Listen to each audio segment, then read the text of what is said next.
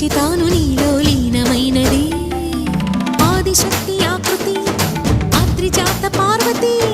తానువైన ప్రాణధవుని చెంతకు చేరుతున్నది